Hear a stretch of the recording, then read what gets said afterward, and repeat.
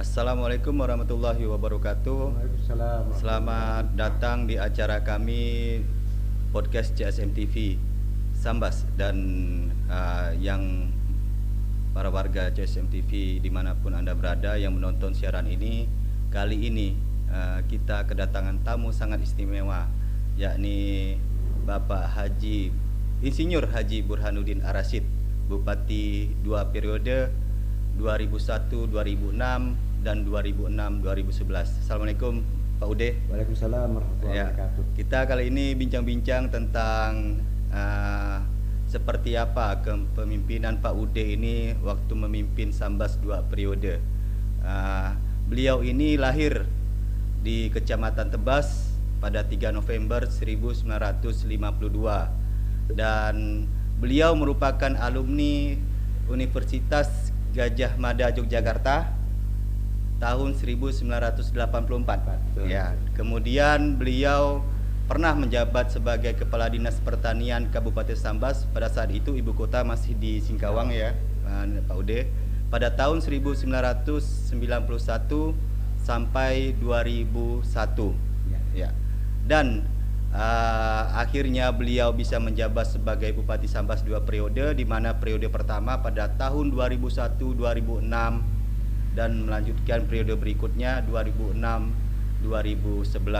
Dan bincang-bincang kali ini bersama Pak Ude kita akan membahas seperti apa pembangunan Kabupaten Sambas di masa beliau ya. Mungkin Pak Ude bisa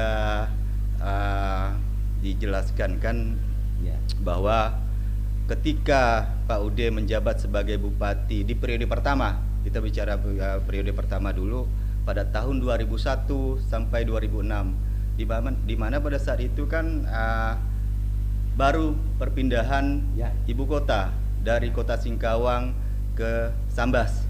Nah, kondisi pada saat itu kan ibaratnya kalau menurut saya masih kosong pada saat itu. Upaya-upaya apa yang Pak Ude lakukan pada saat menjadi bupati di periode pertama itu? Pak Ude. Terima kasih Dian Mapa dan seluruh penonton podcast CSM TV yang saya muliakan. Saya langsung saja. Saya belum menjawab dulu pertanyaannya, tapi saya akan cerita dulu. Enggak apa-apa. Sebelum saya menjadi bupati. Yang pertama adalah Sambas terkenal bekas kerusuhan. 98-99. Dan ini sangat berpengaruh sekali terhadap kaum Sambas, gugus Sambas. Dan salah satu diantaranya akibat kerusuhan itu, untuk investasi di Sambas ini kita masuk daftar merah. Artinya sangat berbahaya atau kurang aman lah investasi. Jadi pekerjaan berat buat Pak De untuk memajukan Sambas ke depan ya. Kemudian keamanan, ada masalah antar desa kelahi. Saya ingat ada waktu seminggu saya bupati udah ngamankan ada 2 desa kelahi. 2 minggu kemudian kelahi lagi antar desa gitu ya. Ini juga menjadi hal yang sangat berpengaruh ya terhadap kondisi kita. Kemudian berikutnya saya pernah ketemu dengan seorang tua ya, anaknya 4 laki-laki semua, tamat SMA semua. Kemudian saya tanya, kenapa sekolah anak kuliahnya enggak? Ini juga menjadi pikiran saya. Orang tidak berani kepada anak, akhirnya akibatnya adalah ya pendidikan anak kita ketertinggal. Harus apa, gimana saya mikir ngatasi ini. Nah, salah satu misalnya saya bangunlah IAIS, itu contoh soal politeknik, itu salah satu contoh. Kemudian kita pindah ke ibu kota, dari Singkawang pindah ke Sambas, dari kota besar menjadi kota kecamatan. Banyak hal yang memang saya hadapi. Kantor bupati nggak ada. Betul. Yang ada kantor pembantu bupati. Dinas hanya ada PU sama dengan DPRD. Yang lainnya tidak ada. Itu harus kontrak rumah saya. Semua dinas saya kontrak rumah. Padahal duit sangat terbatas. Nah, pada saat itu berapa waktu menjabat lagi APBD waktu itu? APBD sekitar 200 miliar. Masih kecil ya. Iyalah, jauh bedanya ya. Jadi gimana Pak Ude? Jadi pandai-pandai lah. Tidak bisa sekaligus bangun kantor. Kalau satu pihak banyak persoalan harus kita atasi gitu, pandai-pandai membaginya, ya. Walaupun alhamdulillah di hampir di akhir jabatan saya, ya tinggal 10% lagi lah kantor yang belum selesai dibangun. Untuk periode pertama? Ya, mungkin kedua. Oh, periode kedua itu ya? Ya. Oh, Nah, kemudian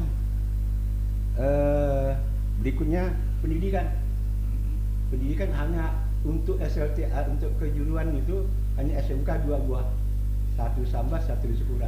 Sekabupaten Sambas itu ya? Sambas SMK. Kemudian? Dan zaman saya alhamdulillah selesai, saya 2 periode.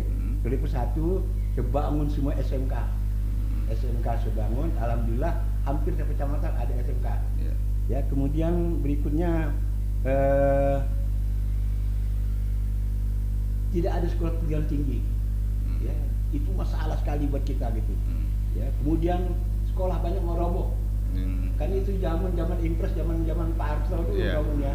Ya, SD itu banyak mau roboh. Kemudian yang memprihatinkan sekali adalah indeks pembangunan manusia, ya, di aspek ekonomi, aspek pendidikan, aspek kesehatan, itu yang tadi itu intinya. Kita nomor muncik, nomor paling bawah, nomor 14 paling terjelek sekali Kalimantan Barat. Ini tantangan yang berat buat saya. Ya. Rata-rata pendidikan kalau dirata-ratakan, pendidikan orang Sambas rata-rata di bawah SD. Dulu ya. Lihat sama SD zaman saya itu. Walaupun alhamdulillah sekarang sudah nomor 5 ya. Nomor 5. Kemudian berikutnya jeruk mati.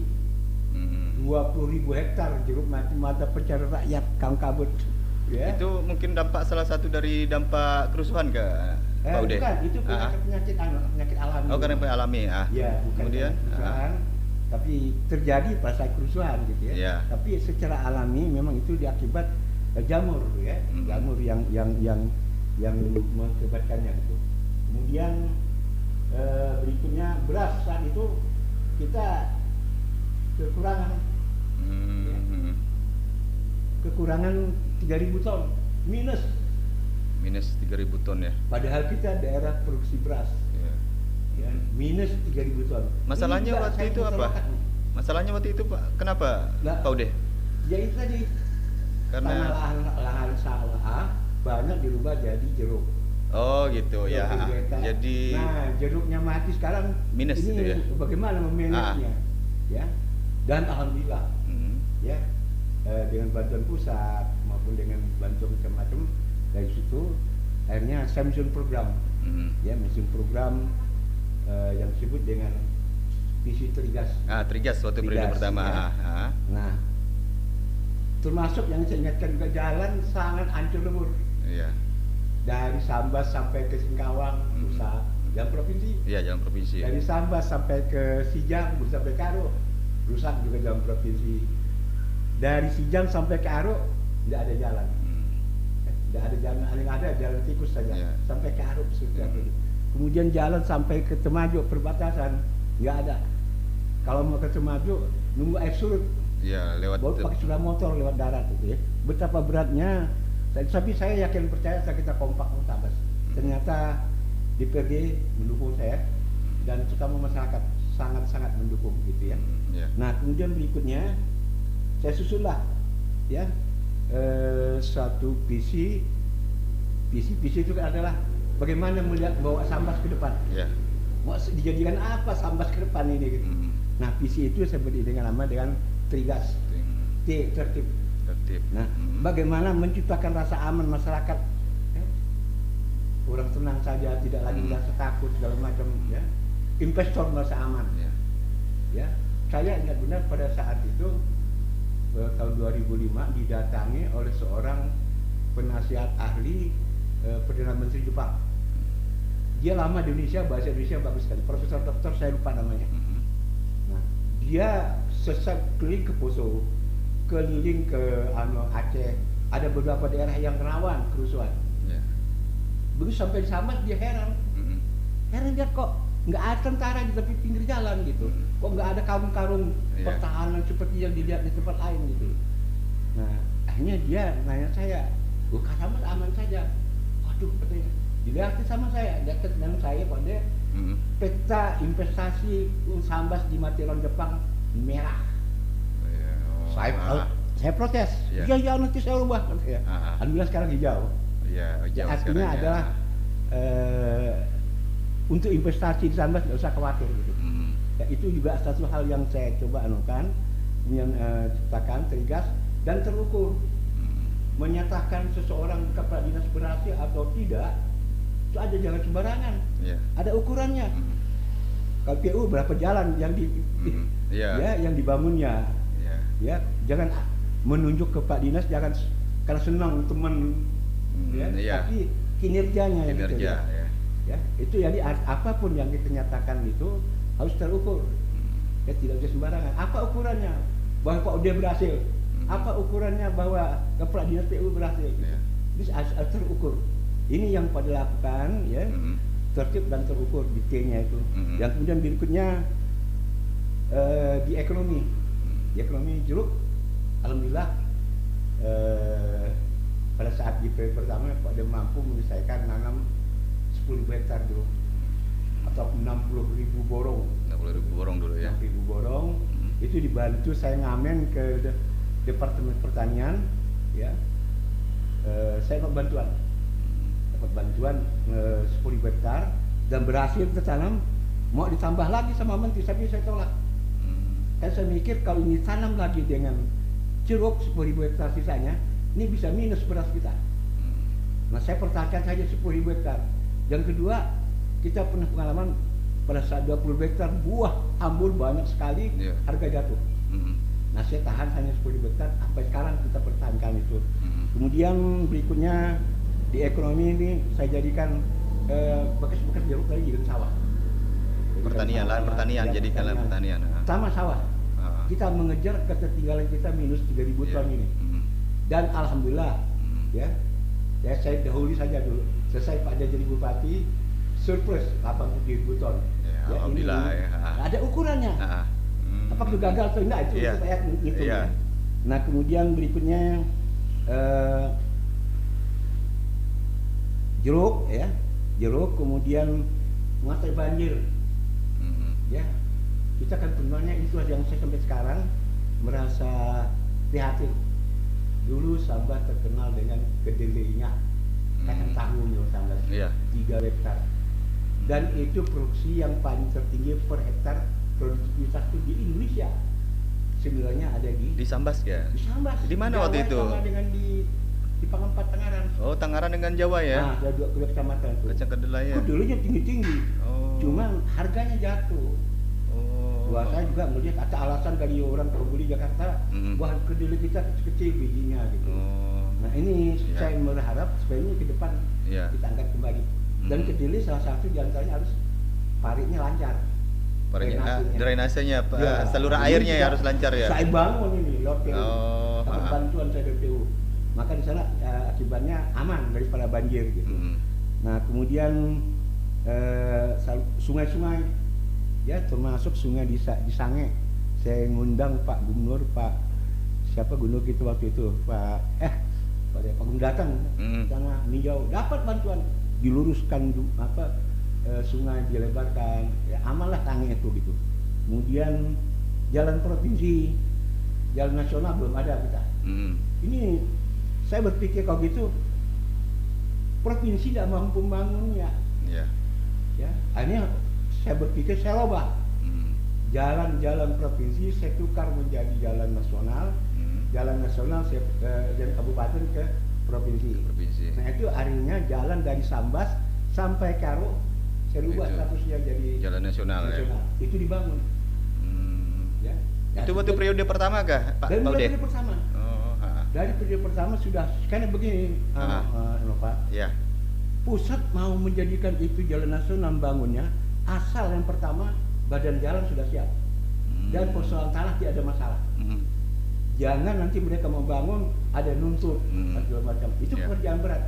Betul. Maka saya dalam 2001 sampai 2006 saya hanya mengerjakan dengan membagi duit yang susah tadi sedikit ke sana. Ya 5 tahun itu bagaimana pelan-pelan badan jalan sampailah ke Sijang. Baru Sijang waktu itu ya? Sijang, badan jalan gitu. Oh, baru sampai Sijang waktu itu. Saya dengan Pak Dinas PU, bagaimana jalan ini kan kecil nih lebarnya. Padahal pusat minta paling tidak 14 meter. Iya, yang ada kayak sekarang 8. ini, yang kayak Ya. ada di sekarang ini kan. Akhirnya kita meminta bantuan masyarakat. Mau beli tanah dengan lain nggak punya duit saya. Betul. Saya sebelum puasa dengan Pak Ferry turun naik ke kampung menjelaskan bahwa kita mau membangun jalan tapi inilah tanah harus dibebaskan, dilebarkan. Saya nggak punya duit Pemda. Tanpa ganti rugi gitu ya. Alhamdulillah masyarakat dengan spontan menyumbangkan 2 meter sebelah kiri, 2 meter sebelah kanan, dan yang mungkin masyarakat nggak tahu ini saya kabarkan. Ya, kita dalam pembebasan tanah, penyiapan tanah nasional di Indonesia pada saat saya itu yang terbaik secara di Indonesia. Kan bangun tidak ada masalah dengan tanah, dengan masyarakat. Dengan masyarakat, dengan terbaik. itu, ya. Kita juara 1 kita. Tapi waktu itu tidak ada WA ya, tidak ada macam-macam. Iya, jadi tidak ada yang bisa beritakan. Iya, betul. Kemudian berikutnya jalan provinsi ini kita ubah jalan nasional. Ini juga dalam rangka meningkatkan pendidikan, kesehatan, terutama ekonomi. Iya. Bagaimana orang berkarir dari bawah macam ini bagian daripada kita meningkatkan ekonomi masyarakat. Kemudian R-nya religius, ya religius, pendidikan agama kita tingkatkan. Ya. Islam maupun non Islam. Nah, saya berusaha untuk berlaku adil dan proporsional. Ya. Ya, gereja kita bantu, masjid bantu, tapi karena umat Islam lebih banyak, ya lebih besar lah bantuannya. Ya, karena mayoritas kita tapi Muslim kan. satu masjid dengan satu gereja sama, ada di tengah. Waktu Contoh itu. ya. Ya. Nah, kali jumlah masjid lebih banyak, kali kan lebih gede jadinya, lebih besar.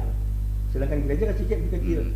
Tapi persatuan masjid 2,5 juta, gereja 2,5 juta, kelenteng 2,5 juta, wihara 2,5 juta, gitu ya. sama gitu, dan proposal gitu ya. Kemudian saya dorong orang pergi haji. Pada saat itu ada semacam anggapan mau takut pergi haji ada duit, tapi takut nanti dia pulang jadi imam. Takut oh sempat ada informasi seperti itu dulu ya. Pemikiran ini yang kita atasi. Sebulan juga saya keliling dengan Pak Jawani waktu itu. Memberikan masalah. Udah, yang baca doa spesial sudah ada. Yang jadi imam sudah ada, tidak usah pikirkan. Yang penting pergi haji jalan tuh. Alhamdulillah. Ya, itu juga meningkat sampai sekarang juga bisa 300 lebih ya. Zaman saya waktu bupati 100 lebih ya. Ya, itu berbujuk tuh. Iya, berbujuk mau berangkat ya. Sekarang makin tahun makin meningkat kan jumlah jemaah haji. Kemudian kita adakan lomba kebersihan masjid. Oh, waktu itu ya. Waktu itu nggak salah juara 1 10 juta, juara 2 7,5, juara 3 5 juta. Bersih karena saya. Tujuannya itu apa tuh, Pak Ude? Mau membangun jalan perbatasan, jalan nasional dari perbatasan ke Sambas atau sampai ke Pontianak. Ya. Kan banyak nih orang Brunei dan orang Malaysia mau sholat ya. Kalau masjidnya kotor, itulah Indonesia. Oh, jadi percontohan gitu nih kan. Dan dari Pak De pun pernah mau sholat kembali dari Jaling, ya, habis sholat begitu, tapi habis wudhu mau masuk masjid batal, minyak teh kambing. Jadi di dekat masjid, di pelataran masjid kotor kita. Maka Pak De kan lomba masjid. Kebersihan masjid. Jadi dari situlah yang punya ide gitu ya Pak Ude. Nah, kemudian sekolah agama kita bantu. Sebagai contoh misalnya ada sekolah agama untuk pelajaran umum misalnya IPA, bahasa Inggris, udah aja kita bantu dari guru negeri. Oh gitu. Sehingga mereka beban mereka bayar guru lebih ringan. Lebih ringan. Ya. Itu salah satu. Pas festival anak sholat kita ikutkan. Oh pasti itu ya festival anak sholat. Bahkan pas ke provinsi pernah ke Kalbar di Sambas. Di Sambas jadi tuan rumah waktu itu. Tuan rumah ya gitu ya. Nah kemudian guru rehab IAIS kita bentuk, Institut Agama Islam, lembaga pendidikan dakwah kita bangun, ustadz kan, ya itulah salah satu R. Masih ada waktu religius masih ada. Nah, kemudian I, ilmu pengetahuan dan teknologi, ya. Saya melihat bagaimana kondisi Sambas dalam bidang IPM kita paling rendah.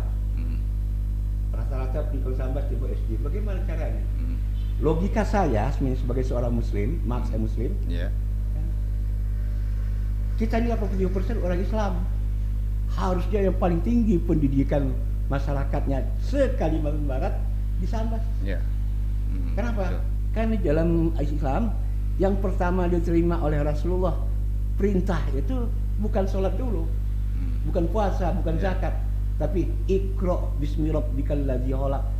Baca, sekolah. Nah ini banyak orang-orang Sambas nggak sekolahkan anak. Iya. Ini yang kita coba bangkitkan kembali kesadaran mereka untuk menyukai anak. Ya, sampai saya bilang biar harta benda habis asal anak sekolah, gitu ya. Termasuk di Sajingan, dulu rata-rata SMP tidak ada di Sajingan tuh. Ya, apalagi SMA, Semaju tidak ada, tidak ada SMA, tidak ada SMP. Saya buat itu dalam rangka mencerdaskan. Saya pernah kejadian, saya minta bangunkan SMA di Semaju, kepala dinasnya lapor dengan saya, Pak, kami sudah coba-coba, ternyata muridnya hanya 6 orang bisa masuk. Terus kemana? Bakal kita bangun. Pak On, saya bilang, kita perintahkan, biar 6 orang muridnya. Loh, 6 orang anak rakyat saya tidak sekolah SMA. Hanya bangun, sekarang udah penuh muridnya ya. SMA-nya udah ramai gitu. Ini juga tantangan pada saat itu, dan alhamdulillah saya dapat bantuan pusat. Pada saat itu ya? Ya, saya dulu terkenal sebagai Bupati Pengamen. Ya, semua departemen saya datangi minta bantuan segala macam ya. Nah kemudian ya, bisa ke Indonesia, satu-satunya kabupaten yang tidak ada rumah bupatinya adalah Sambas. Iya betul. Ya kan?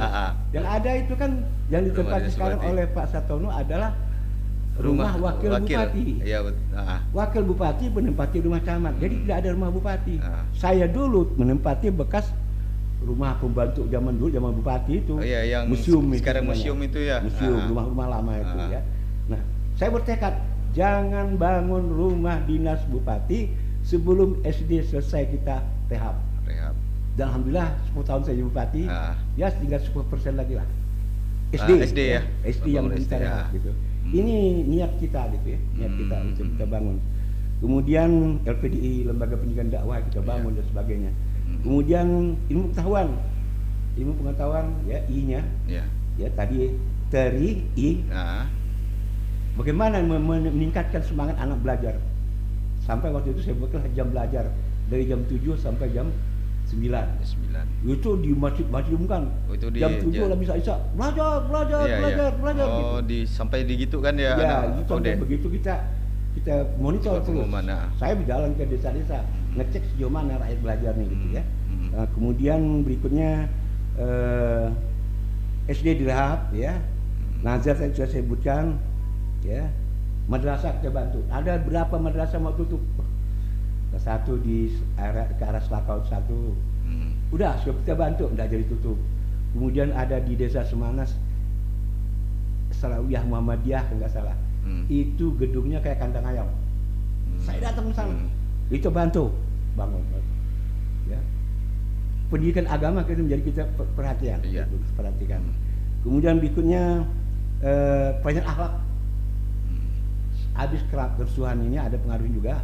Salah satu anak-anak muda, anak-anak kecil Sambas, etikanya, akhlaknya ada perubahan saya lihat. Dampak dari kerusuhan itu orang tua, dengan orang tuanya berkau, ya, ngomong itu pakai aku, ya. Kemudian ya ini yang perlu diperbaiki gitu, akhlak ini. Ya kemudian bentar sekelahi gitu. Ini akhlak ini juga menjadi perhatian saya. Kita adakan kegiatan-kegiatan yang mengarah kepada perbaikan akhlak. Gitu. Karena Nabi Muhammad diturunkan ke dunia yang pertama juga memperbaiki akhlak manusia, akhlak akhlakul karimah itu, ya. Kemudian berikutnya IAIS kita bentuk, Institut Agama Islam. Walaupun muridnya pertamanya 8 orang, kemudian gedungnya numpang gedung SD bekas sekolah yang ditinggalkan dari perusahaan di DK itu ya. Saya ingat hanya dengan modal 50 juta. Membangun jalan. Dan sampai sekarang udah alhamdulillah, ya. Kemudian saya bercita-cita mungkin dikatakan orang ya berawe sama sekali ya, duit sikit segala macam. Saya ingin Sambas ini kaya dengan bukan dokter. Dokter S3. Itu saya alhamdulillah. Saya bercita-cita sekitar 30 orang Sambas ini dokter. Dokter fikih, dokter tauhid, dokter hadis, dokter sejarah Islam segala macam. Dan alhamdulillah saya lihat. Ya, sekarang ada beberapa dokter sekarang sudah 30 lebih dokter ya di Sambas. Ini juga bagian daripada meningkatkan pendidikan. Politeknik kita ada sekolahkan ke Perancis, ada yang kita sekolahkan ke luar negeri semua, ke Eropa. Okay.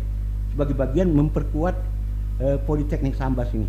Dan saya terima kasih Politeknik Sambas sekarang termasuk yang diperhitungkan dari Politeknik yang cukup baik gitu ya. Se-Indonesia, saya lupa nomornya, se-Indonesia ya. Dari 400 lebih gitu Indonesia.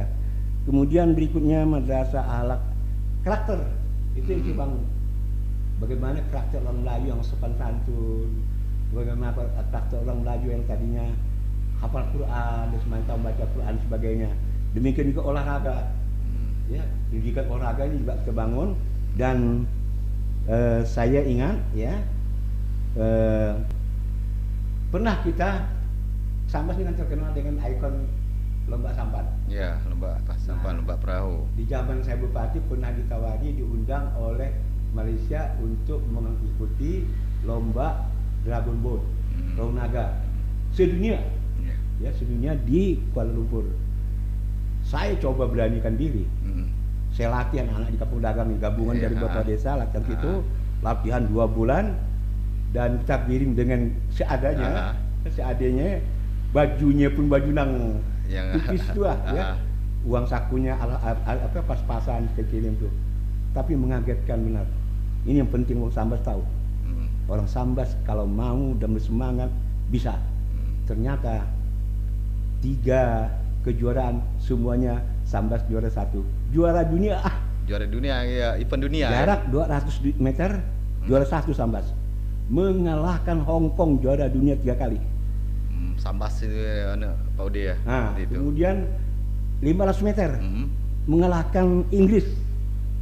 Ya, bayangkan orang Sambas kalahkan Inggris. Terakhir yang 1000 meter kita juara 1 juga. Ya, jadi yang mengingat saya waktu itu bawanya Pak Ferry. Pak Ferry waktu itu Kepala Dinas PU.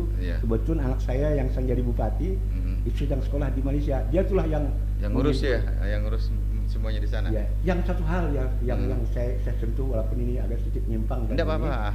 Ya, pada saat kita mengirim kontingen lomba Dragon Boat itu, orang Malaysia terkagum-kagum, luar negeri terkagum-kagum, dan Brunei terkagum-kagum. Salah satu bukan kehebatan kita juara 1, tapi hebatnya orang Melayu Sambas menang tidak lompat-lompat ke girangan. Menang langsung sujud syukur semua. Itu dipoto. Hebatnya orang Sambas, dia tidak sombong, tidak ini yang saya minta dijaga terus nih, marwah martabat orang Sambas. Jadi mereka menang juara 1 pertama, sudah sujud syukur semua. Nah, baru peluk-pelukan gitu. Jangan sama sekali kegirangan, jangan melewati. Ini yang dicatat oleh Malaysia. Saya dapat korannya. Hebatnya adat dan istiadat Melayu Sambas itu ya disebut juga ya waktu itu. Jadi ini contoh betapa kalau kita mau kita bisa gitu.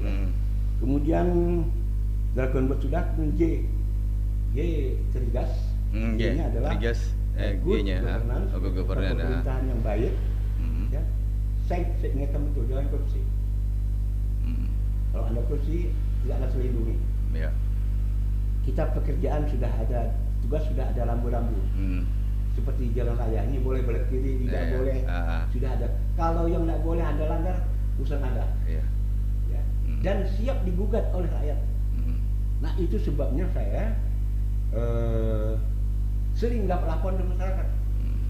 Pak, ngapa bangun SD kok begini? Ya, betul. Kok kayunya jelek segala macam. Itu bagian dari masyarakat.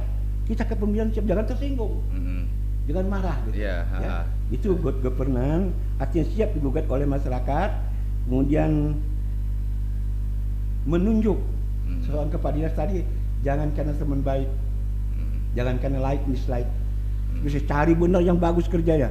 Pak Swadi Yusuf di provinsi saya bawa, Pak Ude bawa sini kemudian Pak Temhayani saya bawa sini, ya, bukan mereka bagus. Bukan kan kawan saya. Iya betul, karena bisa untuk membangun Sambas sama-sama gitu. Ulat Santoso, saya pulang, bawa sini pulang, ya. Orang-orang celah-celah sedikit. Ini bagian daripada kita good governance, ya. Kemudian bupati harus contoh. Jangan hanya ngomong harus cucu macam. Nah, salah satu biasanya Saudara Opa. Kalau pada saat penerimaan pegawai negeri itu yang bupati paling susah. Dulu kan ya. itu Masih ada paling penelitian untuk lulus. Iyalah paling di daerah kan. Ya. Itu yang paling sulit tuh posisi Ya, bupati ya. datang ke rumah minta lah, yang Iya. keponakan, Pasti yang itu. paman lah. Saya gara-gara itu pernah ditegur oleh keluarga. Ya, dan ditegur oleh keluarga karena saya nggak bisa. Saya prinsip, kalau nggak lulus ya udah. Iya. Ya. Itulah susahnya waktu Ya. itu kan. Nah, salah satu kebetulan Bangah waktu itu dia belum S2. S2, dia masih S1, ikut tes. Yang dicari 2 orang, yang tes 4 orang. Nah, Bangah anak saya itu yang wakil bupati sekarang, dia juara 3. Saya ingat benar panitia ini karena anak bupati. Iya, pasti itu benar kan? Mau dinaikkan lah supaya dilulus. Saya bilang sabar dulu. Yang juara 2 nih mana rumahnya Semparo. Saya sedih lihat orang tuanya. Nyungkur, undang di Parit. Orang miskin. Betapa zolimnya saya luluskan anak saya gugurkan anak orang miskin ini. Gitu. Udah, Bangah enggak lulus anak saya. Berdasar itu. Tapi anak saya sih kasih tahu. Mungkin cara Allah ini ada lebih baik. Kau sekolah S2 dulu, pulang, nanti kau daftar lagi. Benar ternyata. Pulang S2, Bangah, ya 2 tahun di sana, tes pegawai negeri, lulus. Dan pangkatnya lompat. Kalau tadi dia lulus yang pertama 3A, ini langsung lompat 3B. Karena S2 tadi itu ya. Ini Allah ganti gitu. Ini yang saya lihat gitu ya. Kemudian saya serang waktu itu tidak ikut proyek saya. Saya menjolok proyek banyak sekali. Tapi begitu sampai di kabupaten saya tidak mau ikut siapa yang kerja segala macam. Silakan ke dinas lebih tahu. Saya mungkin nggak hafal sama ahli bangunan segala macam. Berikan ke dinas. Saya tidak ikut serta. Ya, apalagi ngatur pi. Ya, sekian persen saya tidak mau sama ikut. Ya, karena secara teknis kan dari dinas masing-masing yang tahu. Walaupun di dampaknya juga apa? Saya sempat tidak ditegur paman saya. Dia pemborong. Dia rekanan minta, tidak saya kasih, langsung saja ke dinas bersaing. Ya, ini ya kalau kita bertindak benar, keluarga kita juga banyak nggak suka dengan kita. Banyak masyarakat juga, karena saya kan wartawan. Pak Ude pernah kan, kita pernah sama-sama dari tahun 2007 kan.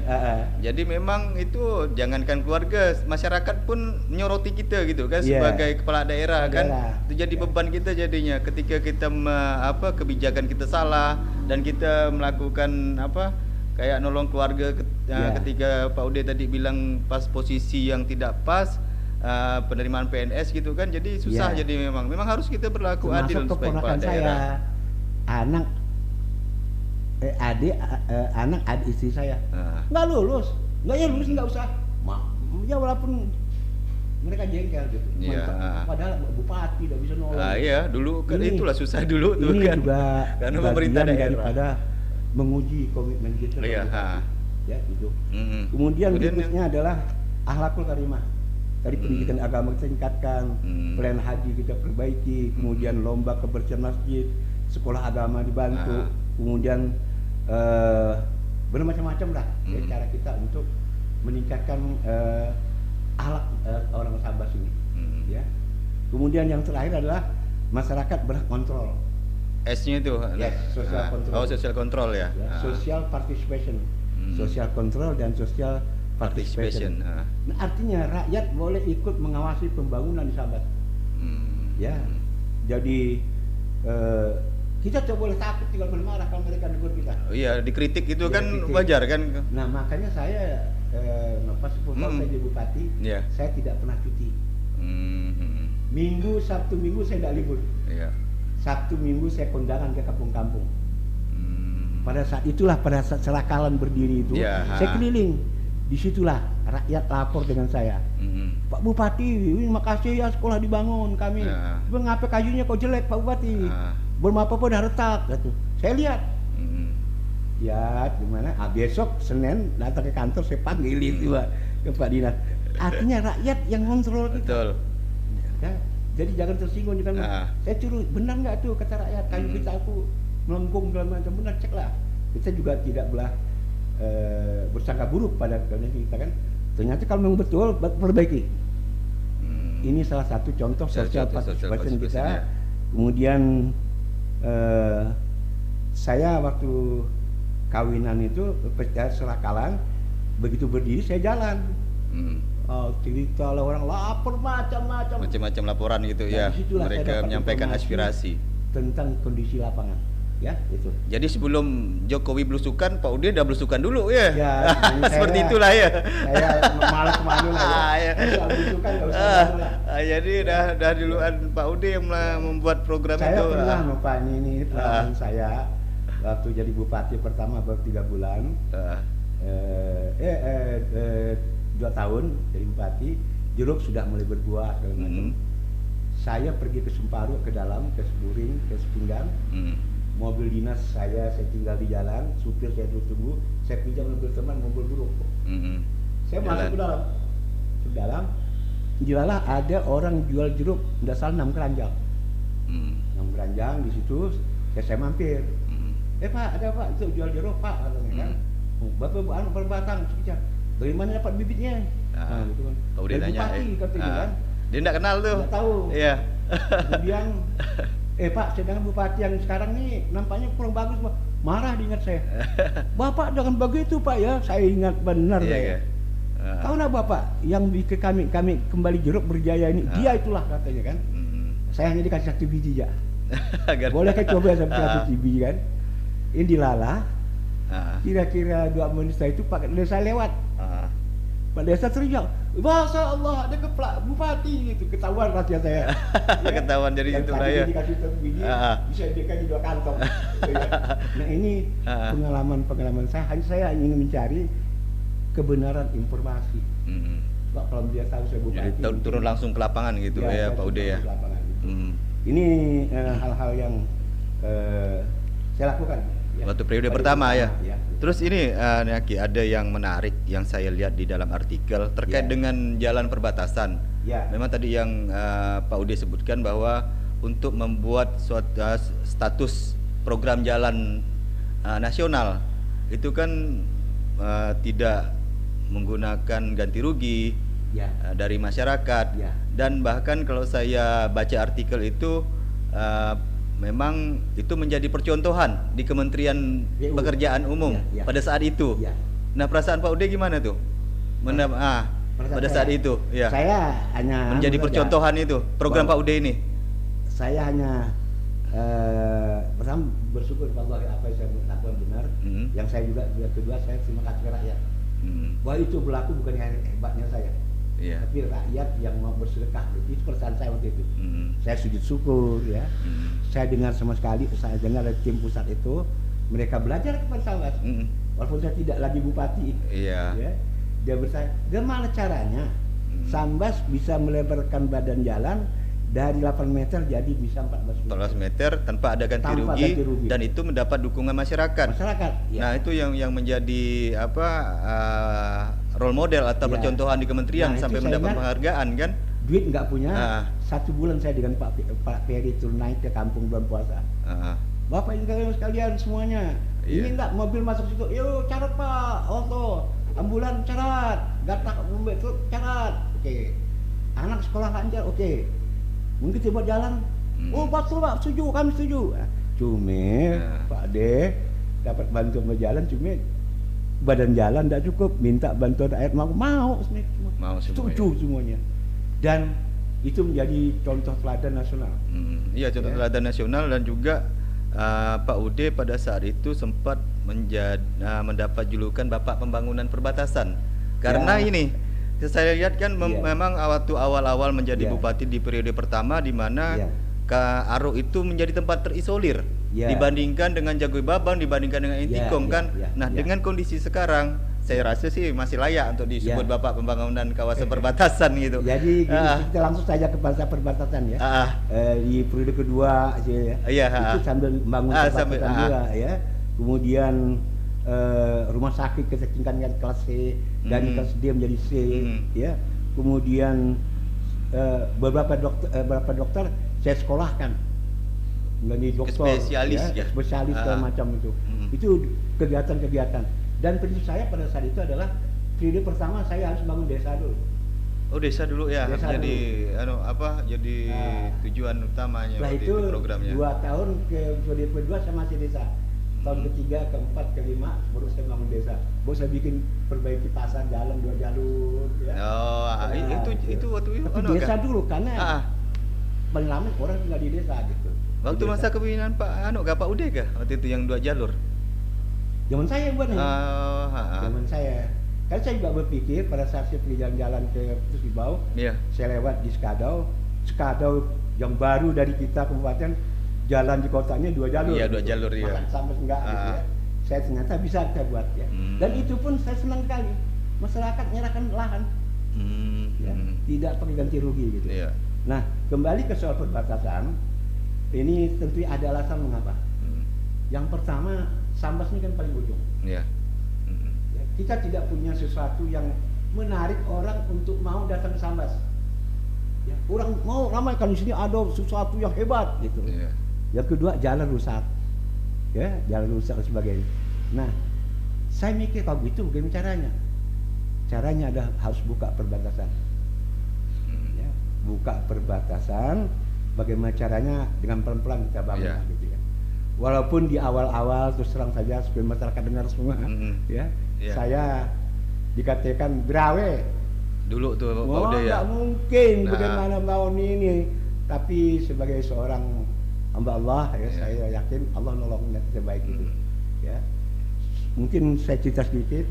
Pada saat saya pertama kali masuk ke Aruk, jadi sebenarnya masyarakat harus tahu ide awal untuk membangun perbatasan itu sebenarnya di Bupati yang lama, Pak Sapi Jamil. Oh, Pak Sapi Jamil. Nah, dulu ada namanya Gerbang Perkasa, Gerbang Mas Perkasa. Gerakan Bank Pembangunan, Mas Masyarakat, Perbatasan, Kaliau, Sabunga.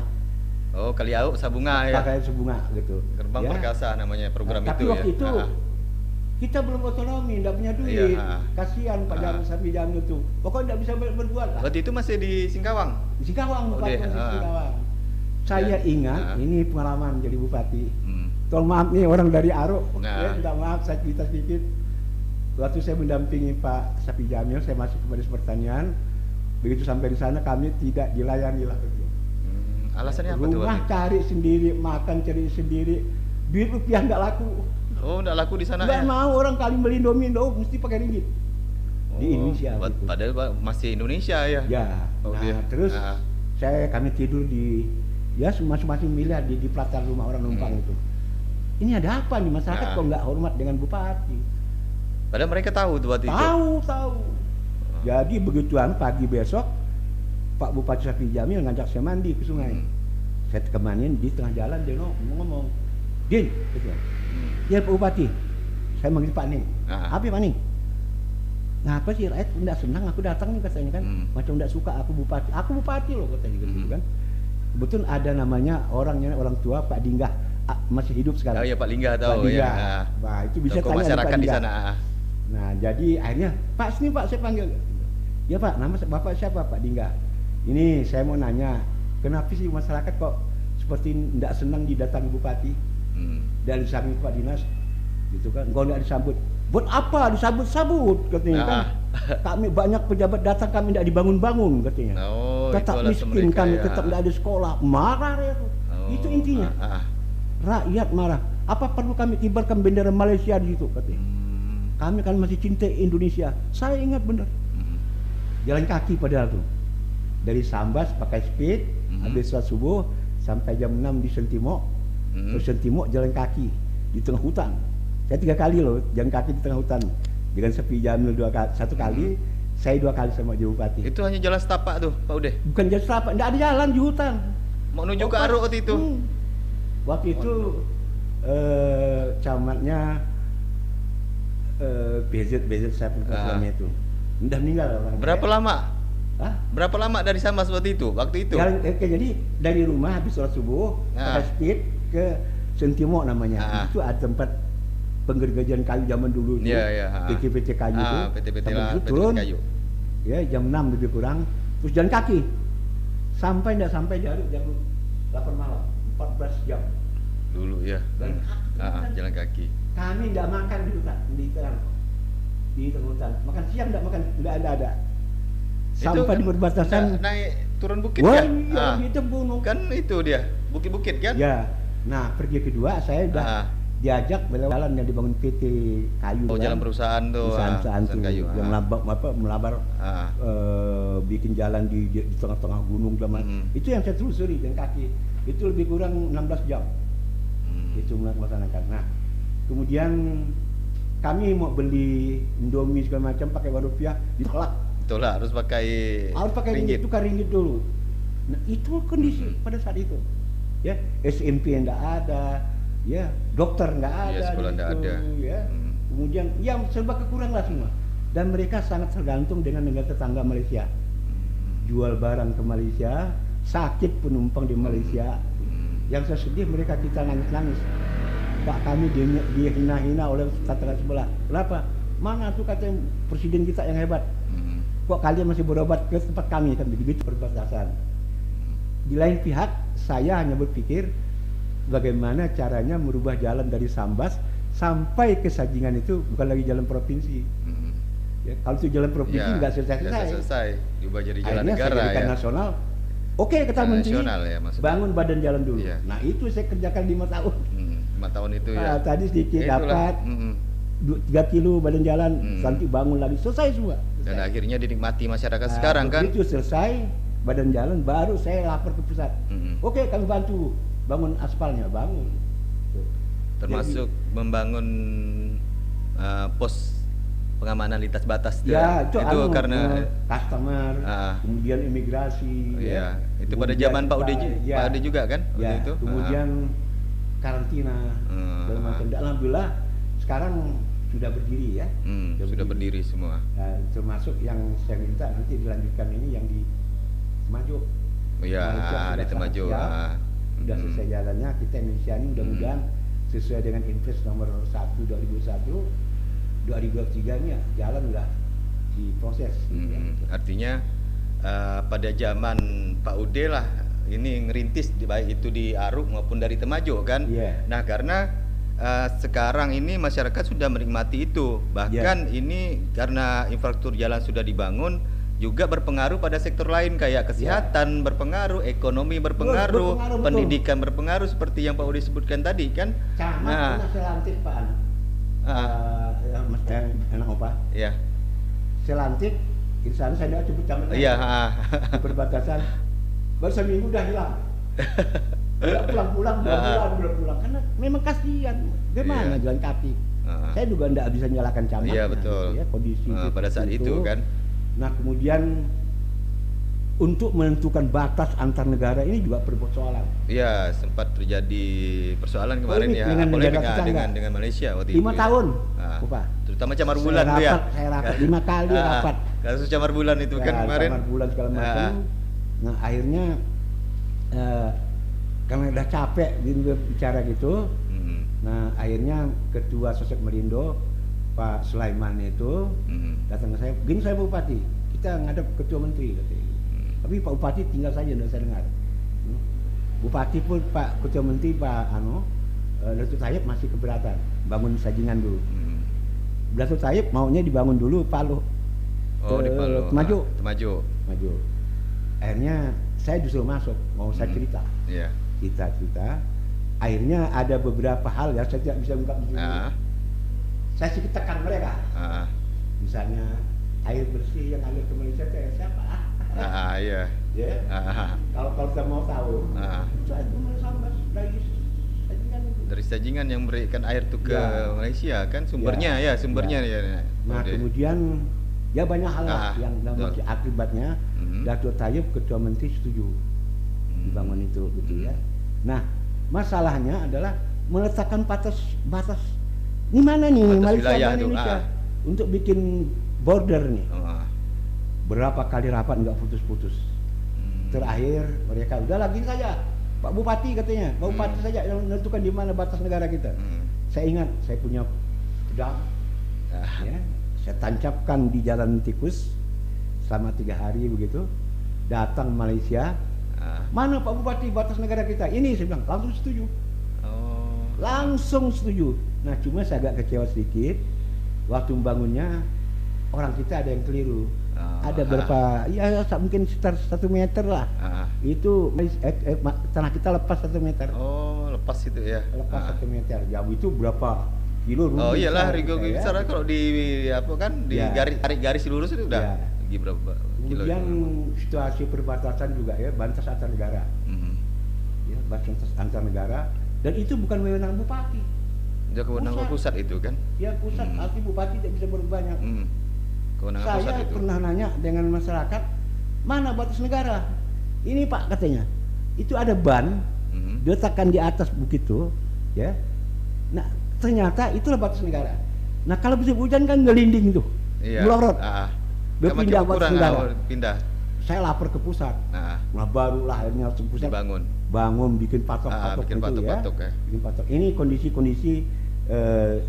Kemudian badan jalan sudah jadi, saya lapor ke menteri, hanya menteri setuju, dicek benar badan jalan sudah siap, tidak ada problem dengan masyarakat, bangunlah jalan. Walaupun saya sempat katakan pembohong. Waktu itu ya. Pembohong pernah di kejadian dibuatkan kuburan, ya. Tapi saya sabar saja, sabar, dan alhamdulillah. Iyalah, masyarakat sudah menikmati kan. Bahkan kalau dengar dari informasi masyarakat, kalau misalkan justru lebih dekat ke luar negeri, ke Malaysia dibandingkan ke Pontianak kan. Nah, jadi apa yang jadi pemikiran dari Pak Ude untuk membangun perbatasan ini sudah sangat luar biasa sekali menurut saya gitu kan. Nah, karena dari kita lihat sekarang daerah Aruk udah maju gitu kan. Nah, udah ada kan. Udah pasarnya juga udah maju gitu kan, keluar masuk orang juga udah luar biasa gitu kan. Iya, karena merintis tadi itu kan memang kita perlu pengorbanan sedikit lah gitu kan, Pak Ude ya. Kemudian untuk periode kedua ini, dan periode kedua ini 2006-2011 ya Pak Ude, bersama Bu Juliarti waktu itu kan sebagai wakil bupati punya visi misi terpikat Trigas. Nah ini bisa dijelaskan seperti apa? Trigas itu kan periode pertama. Lanjutannya terpikat. Terpikat itu tingkatan dari. Jadi kalau di awal saya bupati itu banyak hal tadi yang harus saya tangani. Ketertiban, yang nggak aman segala macam ya. Kemudian masalah akhlak segala macam. Itu harus digali kembali gitu kan. Diperbaiki kembali. Banyak. Ya. Maka di Trigas panjang sedikit, gitu banyak itu. Fokus-fokusnya. Nah di periode kedua saya lihat Sambas sudah mulai aman. Di peta dunia Sambas sudah tidak lagi merah, gitu ya. Saya mencoba untuk mengajak investor masuk, termasuk kelapa sawit. Di awal-awal nggak pada mau ke Sambas, ya maunya ke Bengkayang, Sanggau. Itu target mereka investor itu ya. Sambas nggak mau, akhirnya maulah juga mereka masuk ke sini gitu. Ke kelapa sawit. Terus berikutnya saya fokus kepada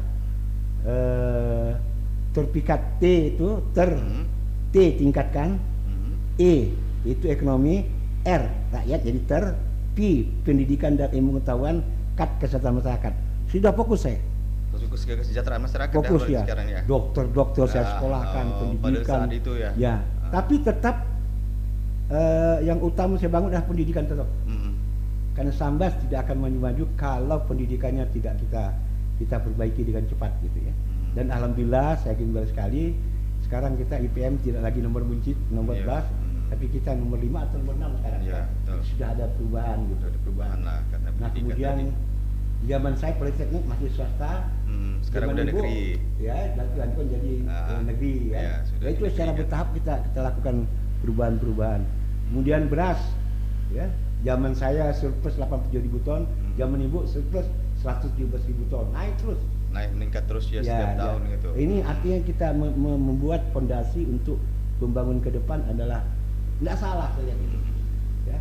Dan ekonomi sebenarnya ingin kita mulai besar-besaran dan betul-betul fokus 2016 sebenarnya. 2016 kemarin berarti ya. Kesehatan sudah, kan banyak spesialis dokter kan. Pendidikan tidak usah masalah lah kita ya. Tinggal ekonomi, mana cara memperkuat ekonomi rakyat. Yang ini sebenarnya saya minta dilakukan 2016. Ya, walaupun sebelumnya dilakukan juga, tapi kita fokus betul-betul bagaimana meningkatkan ekonomi rakyat melalui tangan-tangan Pemda ini, gimana programnya gitu.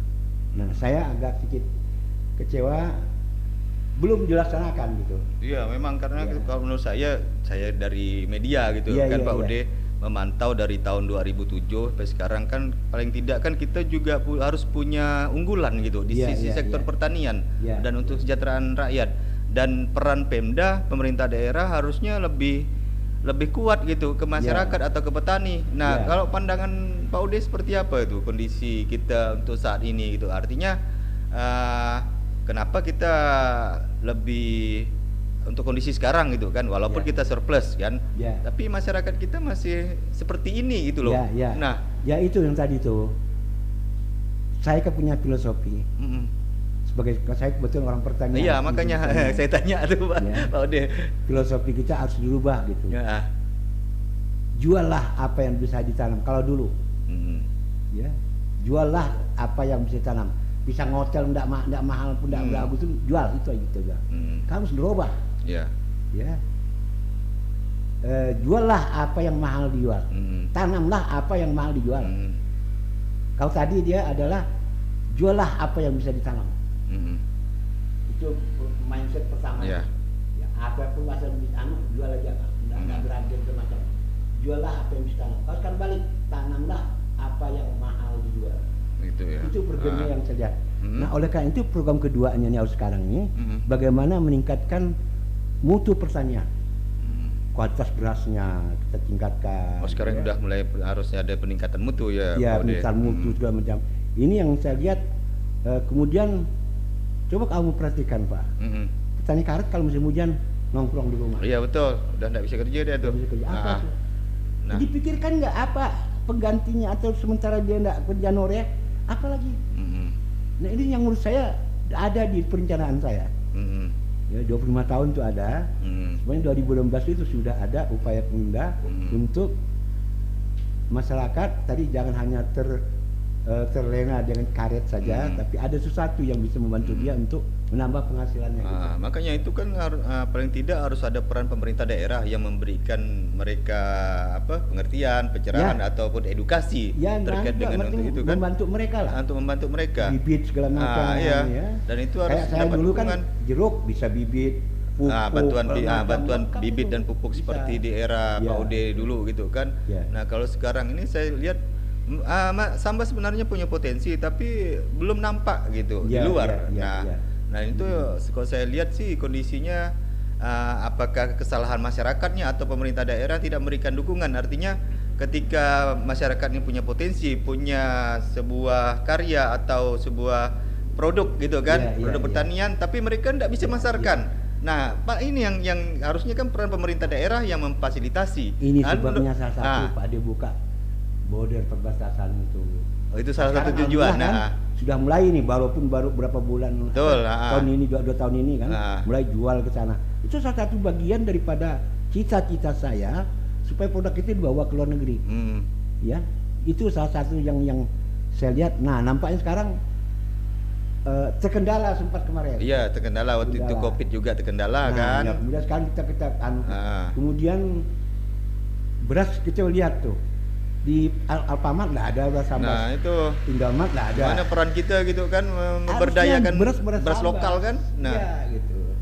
Nggak bisa kan kita seperti kabupaten lain di mana kayak PNS-nya tuh diwajibkan untuk beri beras kampung. Nah, itu kan artinya untuk meningkatkan ekonomi mereka juga.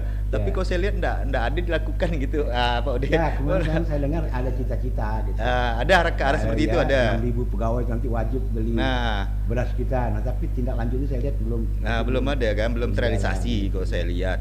Kemudian OPOP, One Pilik, One Product itu juga belum. Ya, nah itu makanya. Ini yang salah satu cara ekonomi meningkatkan ekonomi itu tadi. Iya. Pekarangan rumah rakyat kita tanami dengan asam apa yang cocok. 6 desa Palung wajib kita berikan bibit nanam lengkeng. Iya. Tapi jangan satu desa saja, 6 desa lengkeng 6 semua. desa ya. Kayak truk 5, 6, 7 truk. Nah, itu tadinya. Lengkap. Mungkin memasarkannya mudah.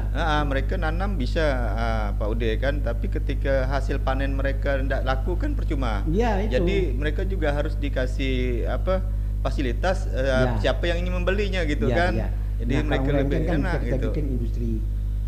Nah, problemnya adalah saya memang tidak lama waktu itu membangun industri jus jeruk dan jus lengkeng. Iya, sempat waktu itu sempat saya dengar tuh Pak Ude. Yang pertama adalah jeruk sambas ini ada rasa pahit kalau diperas. Dipahit. Yang kedua, kita belum punya air bersih. Ini kan yang ada di sambas di air sungai kan. Air sungai. Nah, maka Pak dibangunlah air bersih dari Sajingan. Sekarang udah mulai ngalir kan. Itu zaman Pak dia bangun. Kita ingatkan. Ya, nah, kemudian masih ingat saya tuh. Saya gembira sekali, saya pergi ke Politeknik, ternyata di Politeknik Sambas sudah bisa memisahkan rasa pahit di jeruk sambas. Itu hebat peribahasa. Udah dibuat penelitian atau ada hasilnya ya? Berhasil. Artinya industri tinggal masuk, nggak usah takut lagi rasa pahit. Mereka tahu cara membuangnya. Anak-anak Politeknik. Nah, itu kan sebenarnya bisa kerjasama pemerintah daerah dengan perguruan tinggi kan? Itulah yang disebut dengan inovasi. Nah, betul. Inovasi pemerintah daerah memanfaatkan daripada perguruan tinggi yang ada di sini. Gitu. Itu inovasi sebenarnya. Dan itu dinilai pusat sejauh mana peran Pemda menginovasi mengangkat inovasi baru di perguruan tinggi. Itu dinilai. Iyalah dinilai oleh pemerintah pusat kan itu kan. Ya. Oke, ada yang mau disampaikan Pak Ude? Ya, yang jelas begini, saya berharap zaman saya dulu buat bupati, saya menyusun tidak hanya rencana pembangunan 5 tahun, tapi saya menyusun 25 tahun, 2021 sampai 2025, dan ini hampir selesai nih. Dan sebenarnya harusnya kita boleh ganti bupati siapapun orangnya. Betul. Tapi program RPJP namanya, rencana pembangunan jangka panjang, ini harus tetap dipegang, jangan melenceng gitu, ya. Sehingga nanti ini berkelanjutan pembangunan ini. Nah, minta siapapun nanti bupati, ya sekarang maupun yang ke depan nanti, ini hampir habis nih, tinggal 2 tahun lagi habis nih, bikin program RPJP lagi baru, ya RPJP. Dan saya gembira juga, saya terima kasih banyak hal-hal yang juga dilaksanakan oleh zaman Pak Adbah, ada Jubuliarti, masuk jembatan Sebo dan sebagainya. Saya juga mengucapkan terima kasih lah itu ya. Arti ada perubahan-perubahan di dalam pembangunan ini. Yang kemudian berikutnya adalah sebenarnya saya berharap di akhir tahun 2025 di bidang IPM Sambas harus juara 2 Kalimantan Barat setelah kota Pontianak. Minimal itu ya Pak. Sekarang juara 5. Gimana nih, tinggal 2 tahun lagi nih. Bisa nggak ngejar itu gitu. Jadi itu ya, tapi saya yakin dan percaya masyarakat bisa dan pemerintah bisa kalau kita kompak, kita mau gitu. Insyaallah. Terima kasih. Amin. Oke. Baik, Insanak CSM TV yang menonton acara CSM Podcast ini, dan tamu kita ya ini Bapak Insinyur Haji Burhanuddin Ar-Rasyid atau biasa disapa Pak Ude yang sudah hadir pada malam ini. Terima kasih banyak Pak Ude. Semoga apa yang kita bincang-bincangkan bersama Pak Ude ini bisa menjadi inspirasi bagi kita untuk membangun masyarakat Kabupaten Sambas ke depan, insyaallah. Terima kasih atas perhatian. Assalamualaikum warahmatullahi wabarakatuh.